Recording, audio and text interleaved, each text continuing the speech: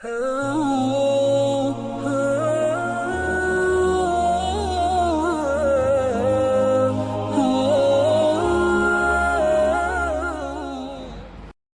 علیکم ورحمۃ اللہ وبرکاتہ. کیسے ہیں آپ سب لوگ؟ امید ہے آپ سب خیریت سے ہوں گے. ربیع الاول کے اس بابرکت مہینے میں امت مسلمہ رسول پاک صلی اللہ علیہ وسلم کی پیدائش کی خوشی مناتی ہے، اور اس حوالے سے میلاد کی محفلیں منعقد ہوتی ہیں اور رسول پاک صلی اللہ علیہ وسلم کو خراج عقیدت پیش کیا جاتا ہے. میں اس موقع کی مناسبت سے رسول پاک صلی اللہ علیہ وسلم کے اخلاق اور ان کے کردار پر کچھ گفتگو کرنا چاہتی ہوں. شروع کرتے ہیں. اعوذ باللہ من الشیطان الرجیم. بسم اللہ الرحمن الرحیم. رب اشرح لی صدری ویسر لی امری واحلل عقدۃ من لسانی یفقہوا قولی. رب زدنی علما. اللہم صلی علی محمد وعلی آل محمد کما صلیت علی ابراہیم وعلی آل ابراہیم انک حمید مجید. اللہم بارک علی محمد وعلی آل محمد کما بارکت علی ابراہیم وعلی آل ابراہیم انک حمید مجید. ویسے تو رسول پاک صلی اللہ علیہ وسلم کی سیرت کے بے شمار پہلوؤں پر گفتگو کی جا سکتی ہے، مگر مجھے یہ آج کے دور میں انتہائی اہم لگا کہ ہم رسول پاک صلی اللہ علیہ وسلم کے اعلیٰ کردار کے بارے میں بات کریں، ان کے اخلاق اور ان کی اعلیٰ اخلاق کے بارے میں بات کریں. اس کی وجہ یہ ہے کہ رسول پاک صلی اللہ علیہ وسلم کی بعثت کا مقصد، ان کو رسول اپوائنٹ کرنے کا مقصد سورۃ البقرہ کی آیت 129 میں بیان فرمایا گیا ہے. ربنا وابعث فیہم رسولا منہم یتلو علیہم آیاتک ویعلمہم الکتاب والحکمت ویزکیہم انک انت العزیز الحکیم. اے ہمارے رب، اور یہ حضرت ابراہیم علیہ السلام کی دعا ہے، اے ہمارے رب، اور ان میں ایک رسول انہی میں سے بھیج جو ان پر تیری آیتیں پڑھے اور انہیں کتاب اور دانائی سکھائے اور ان کا تزکیہ کرے. بے شک تو ہی غالب حکمت والا ہے. اور یہی بات سورۃ البقرہ کی آیت نمبر 151، سورہ آل عمران کی آیت نمبر 164 اور سورۃ الجمعہ کی آیت نمبر 2 میں بھی بیان کی گئی ہے. تو اگر نبی صلی اللہ علیہ وآلہ وسلم کی بعثت کا مقصد، ان کو نبی بنا کر بھیجنے کا مقصد انسانی نفس کا تزکیہ ہے، یعنی انسان کی جو روح ہے اس کو پیوریفائی کرنا، انسان کی جو شخصیت ہے اس کو بہتر انسان بنانا، تو پھر دین اسلام کا مقصد بھی یہی ہے. جس طرح شاہ ولی اللہ رحمۃ اللہ علیہ کا قول ہے کہ نزول قرآن کا مقصد ان کے مطابق کیا تھا؟ تہذیب نفوس بشری، یعنی انسانی نفسوں میں انسان کے جو پرسنالٹی یا جو اس کی روح یا جو اس کا مائنڈ ہے، اس میں جو حیوانی جبلتیں ہیں، جو اینیمل انسٹنکٹس ہیں، ان کی تہذیب. جو جبلتیں، جو انسٹنکٹس ہم میں اور باقی جانوروں میں مشترک ہیں، جو ہم شیئر کرتے ہیں باقی جانوروں کے ساتھ، ان انسٹنکٹس کو تہذیب یافتہ بنانا، ان کو سویلائز کرنا. اس کا مطلب پھر یہ ہوا کہ مذہب کا یا دین کا جو ہدف اصلی ہے، یعنی جو اس کا اصل گول ہے، وہ کیا ہے؟ انسانوں کا تزکیہ، انسانوں کو پیوریفائی کرنا، ان کو سویلائز کرنا. نزول قرآن کا اصلی سبب انسانی نفوس کی تہذیب ہے، جیسے کہ ہم نے سمجھا. اور تہذیب کیا ہے؟ دراصل چھانٹنے کو کہتے ہیں. درخت کو چھانٹ کر اس کی زائد شاخیں کاٹ دی جاتی ہیں، اس کی ایکسٹرا برانچز جو کہ اس کی یعنی اس کی بیوٹی میں یا اس کی پروپورشن میں ایک خلل ڈال رہی ہوتی ہیں، اس کو کاٹ دیا جاتا ہے تو وہ بہت خوبصورت پھر نظر آتا ہے اور پھل بھی اچھا دیتا ہے. تو یہی ہے وہ تزکیہ نفس. سورۃ الشمس کی آیت نمبر 9 میں بھی اللہ تعالیٰ نے یہی بات فرمائی. قد افلح من زکاہا، بے شک وہ کامیاب ہوا جس نے اپنی روح کو پاک کر لیا، جس نے اپنی روح کا تزکیہ کر لیا، اس کو پیوریفائی کر لیا۔ تزکیہ نفس کے حوالے سے رسول پاک صلی اللہ علیہ وآلہ وسلم صرف تعلیم دے کر نہیں گئے بلکہ بہترین عملی نمونہ پیش کیا۔ بلکہ نبوت سے پہلے بھی آپ صلی اللہ علیہ وآلہ وسلم 40 سال کی طویل مدت گزار چکے تھے، اور یہی وہ زندگی ہے جسے قرآن مجید میں ایک جگہ صداقت نبوت کی ایک قوی دلیل قرار دیا گیا ہے۔ سورہ یونس کی آیت نمبر 16 میں اللہ تعالیٰ فرماتے ہیں قُلْ لَوْ شَاءَ اللَّهُ مَا تَلَوْتُهُ عَلَيْكُمْ وَلَا أَدْرَاكُمْ بِهِ فَقَدْ لَبِثْتُ فِيكُمْ أُمُرًا مِّن قَبْلِهِ أَفَلَا تَعْقِلُونَ۔ کہہ دو اگر اللہ چاہتا تو میں اسے تمہارے سامنے نہ پڑھتا، اس قرآن کو، اور نہ ہی تمہیں اس سے خبردار کرتا، کیونکہ اس سے پہلے تم میں ایک عمر گزار چکا ہوں، کیا پھر تم نہیں سمجھتے؟ مشرکین عرب کو رسول پاک صلی اللہ علیہ وآلہ وسلم کی صداقت اور فضیلت سے انکار نہ تھا، حتیٰ کہ ابو جہل کو بھی اعتراف تھا کہ آپ سچے ہیں۔ یعنی اس سوسائٹی میں ہر شخص ان کو سچا ترین اور امانت دار انسان جانتا تھا، یعنی یہ پرائر ٹو ہز پروفٹہڈ، ان کی نبوت سے پہلے بھی ان کا کردار یہی تھا، ان کا اخلاق اور کردار بہت اعلیٰ تھا۔ اور قرآن پاک میں رسول اللہ صلی اللہ علیہ وآلہ وسلم کی اخلاق کے بارے میں اللہ تعالیٰ نے فرمایا، سورہ قلم کی آیت نمبر 4 میں اللہ تعالیٰ نے فرمایا وَإِنَّكَ لَعَلَىٰ خُلُقٍ عَظِيمٍ، اور بے شک تم اخلاق کے ایک بڑے مرتبے پر ہو، ایک بہت اعلیٰ مرتبے پر ہو۔ حضور اکرم صلی اللہ علیہ وآلہ وسلم کا ارشاد ملاحظہ کیجئے، میں حسن اخلاق کی تکمیل کے لیے بھیجا گیا ہوں۔ یعنی رسول پاک صلی اللہ علیہ وسلم نے اپنی پروفٹ ہوڈ کا ایک مقصد بیان فرمایا، اور وہ کیا ہے؟ یعنی اصل مقصد رسول پاک صلی اللہ علیہ وسلم کی نبوت کا کیا تھا کہ حسن اخلاق کی تکمیل، یعنی بیوٹیفل کانڈکٹ، ایک بیوٹیفل انسان، ایک بیوٹیفل کردار، ایک خوبصورت کردار اور اخلاق والا انسان کیسا ہوتا ہے، یہ بتانے اور دکھانے کے لیے آئے تھے وہ۔ اب میں مولانا ابوالکلام آزاد کی کتاب پیغمبر اسلام صلی اللہ علیہ وسلم کی سیرت کے عملی پہلو سے کچھ اقوال پیش کرنا چاہوں گی جو کہ مجھے بہت انسپائرنگ لگے۔ اس میں سب سے پہلے حضرت علی رضی اللہ تعالی عنہ کا بیان ہے۔ امام حسین رضی اللہ تعالیٰ عنہ نے حضرت علی رضی اللہ تعالیٰ عنہ سے حضور پاک صلی اللہ علیہ وآلہ وسلم کے اخلاق اور عادات کے متعلق سوال کیا، تو آپ نے فرمایا، حضرت علی نے فرمایا آپ صلی اللہ علیہ وآلہ وسلم خندہ جبیں، نرم خو اور مہربان طبع تھے، یعنی بہت ہی نرم مزاج اور ایک خوش مزاج طبیعت تھی ان کی، سخت مزاج اور تنگ دل نہ تھے، کوئی برا کلمہ کبھی منہ سے نہ نکلا، عیب جو اور تنگیر نہ تھے، یعنی کسی کے بارے میں کوئی عیب تلاش کر کے بیان نہیں کرتے تھے، کوئی بات ناپسند ہوتی تو اس سے اغماض فرماتے، یعنی اسے اگنور کر دیتے۔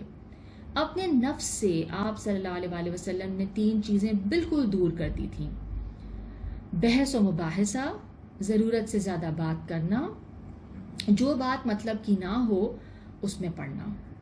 دوسروں کے متعلق بھی تین ہی باتوں سے پرہیز کرتے تھے، کسی کو برا نہیں کہتے تھے، کسی کی عیب گیری نہیں کرتے تھے، فالٹ فائنڈنگ نہیں کرتے تھے، کسی کے اندرونی حالات کی ٹو میں نہیں رہتے تھے، تجسس میں نہیں رہتے تھے، جانکاری حاصل کرنے کی کوشش نہیں کرتے تھے کسی کے اندرونی حالات کی، وہی باتیں کرتے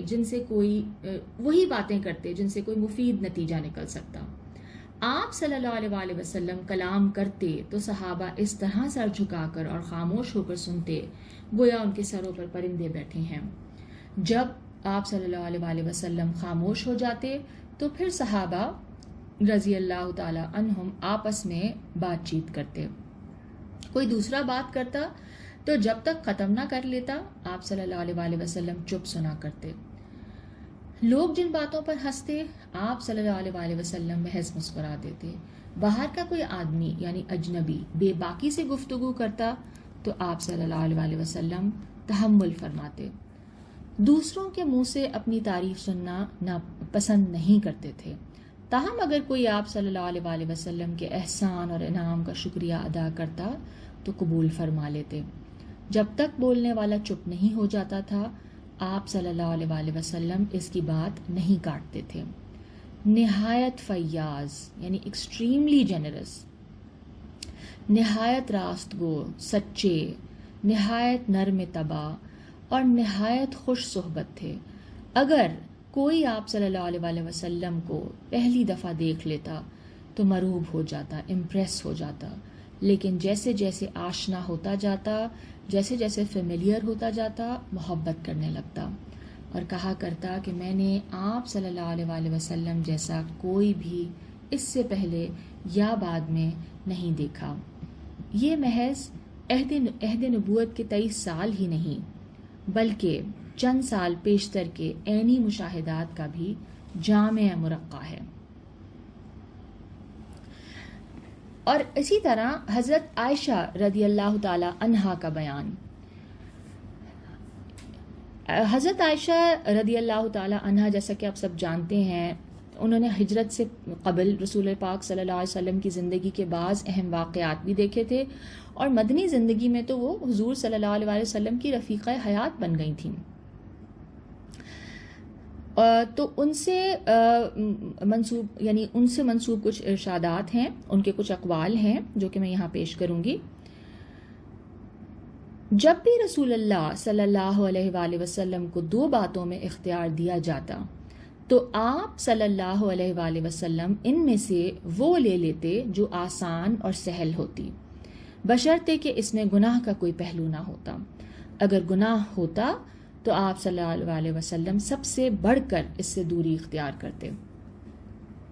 رسول پاک صلی اللہ علیہ وسلم نے اپنی ذات کے لیے کبھی کسی کو سزا نہ دی، یعنی پرسنل ریونج کبھی نہیں لیا اور کبھی بدلہ نہ لیا. ہاں، اللہ کے حکموں کی حرمت زائل کرنے والوں کو آپ صلی اللہ علیہ وسلم اللہ کے لیے سزا دیتے تھے.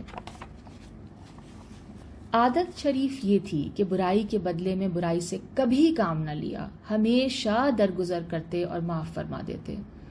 رسول اللہ صلی اللہ علیہ وآلہ وسلم اس طرح کبھی نہ ہنسے کہ آپ کا تالو نظر آیا ہو، صرف مسکرا دیا کرتے تھے.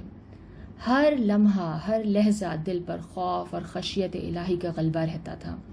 بادل دیکھتے یا آندھی آتی تو چہرہ مبارک پر تکلیف کے آثار نمایاں ہو جاتے. میں نے حضرت عائشہ رضی اللہ تعالی عنہا نے کہا، یا رسول اللہ صلی اللہ علیہ وآلہ وسلم، لوگ بادل دیکھتے ہیں تو اس امید پر خوش ہوتے ہیں کہ بارش ہوگی، آپ صلی اللہ علیہ وآلہ وسلم کے چہرے سے تکلیف نمایاں ہوتی ہے. فرمایا، عائشہ، کون سی بات مجھے بے خوف کر سکتی ہے کہ اس میں عذاب نہ ہوگا. ایک قوم کو آندھی سے عذاب دیا گیا، ایک قوم نے عذاب دیکھا تو کہا یہ بادل ہے. آپ صلی اللہ علیہ وآلہ وسلم نے نام لے کر کبھی کسی پر لعنت نہ کی، نہ کبھی اپنے کسی خادم، کسی لونڈی، کسی غلام، کسی عورت اور کسی جانور کو اپنے ہاتھ سے مارا. آپ صلی اللہ علیہ وآلہ وسلم نے کبھی کسی کی درخواست رد نہ فرمائی، الا یہ کہ وہ ناجائز تھی. گھر میں تشریف لاتے تو مسکراتے ہوئے آتے، باتیں اس طرح ٹھہر ٹھہر کر کرتے کہ کوئی یاد رکھنا چاہے تو رکھ لے. ایک بدوی آیا اور بولا، آپ صلی اللہ علیہ وآلہ وسلم بچوں کو بوسہ دیتے ہیں، ہم تو بوسہ نہیں دیتے. تو انہوں نے فرمایا، اللہ نے تیرے دل سے رحم نکال دیا، اس میں میرا کیا اختیار ہے. اسود رضی اللہ تعالیٰ عنہ نے حضرت عائشہ رضی اللہ تعالیٰ عنہا سے پوچھا کہ رسول اللہ صلی اللہ علیہ وآلہ وسلم گھر میں کیا کیا کرتے تھے. گھر والوں کی خدمت میں رہتے تھے، یعنی ان کے کام کیا کرتے تھے. نماز کا وقت آتا تو نماز کے لیے چلے جاتے. اگر کسی کی کوئی حرکت پسند نہ ہوتی تو اس کا نام لے کر منع نہ فرماتے، اصل فعل کو منع کر دیتے. رسول اللہ صلی اللہ علیہ وآلہ وسلم کے گھر والوں نے ایک دن میں 2 نوالے نہیں کھائے مگر ان میں سے ایک کھجور کا تھا. اس کے ساتھ رسول اللہ صلی اللہ علیہ وآلہ وسلم کے خادم انس بن مالک کا یہ بیان بھی شامل کر لیجئے کہ میں نے 10 سال آپ صلی اللہ علیہ وآلہ وسلم کی خدمت میں گزارے. اس پوری مدت میں آپ صلی اللہ علیہ وآلہ وسلم میرے متعلق ناپسند کا کوئی کلمہ زبان پر نہ لائے. نہ کبھی یہ فرمایا فلاں کام کیوں کیا، نہ کبھی یہ فرمایا فلاں کام کیوں نہ کیا. یہاں پہ ہم اس سیشن کو اینڈ کرتے ہیں، اور اینڈ کرنے سے پہلے میں رسول پاک صلی اللہ علیہ وآلہ وسلم کی شان میں ایک نعت کا کچھ حصہ پیش کرنا چاہوں گی، اور انشاءاللہ تعالی اللہ تعالیٰ کی توفیق سے کچھ اور ویلاگز اس سلسلے میں بنائیں گے، کچھ اور سیشنز بھی رکھیں گے. مصطفیٰ جان رحمت پہ لاکھوں سلام، شمع بز میں ہدایت پہ لاکھوں سلام. مصطفیٰ جان رحمت پہ لاکھوں سلام، شمع بز میں ہدایت پہ لاکھوں سلام. ہم غریبوں کے آقا پہ بے حد درود، ہم فقیروں کی ثروت پہ لاکھوں سلام. مصطفیٰ جان رحمت پہ لاکھوں سلام، شمع بز میں ہدایت پہ لاکھوں سلام. جس سہانی گھڑی چمکا طیبہ کا چاند، اس دل افروز سات پہ لاکھوں سلام. مصطفیٰ جان رحمت پہ لاکھوں سلام، شمع بز میں ہدایت پہ لاکھوں سلام. سیدہ ظاہرہ طیبہ طاہرہ، جان احمد کی راحت پہ لاکھوں سلام. مصطفیٰ جان رحمت پہ لاکھوں سلام. کاش محشر میں جب ان کی آمد ہو اور بھیجیں سب ان کی شوکت پہ لاکھوں سلام. مصطفیٰ جان رحمت پہ لاکھوں سلام. جس کو امت کا غم ہی ستاتا رہا، اشک غاروں میں جو بہاتا رہا، اور جو مقدر ہمارے جگاتا رہا، اس کی سب آل و اطرت پہ لاکھوں سلام. مصطفیٰ جان رحمت پہ لاکھوں سلام، شمع بز میں ہدایت پہ لاکھوں سلام. ربنا تقبل منا انک انت السمیع العلیم وتب علینا انک انت التواب الرحیم.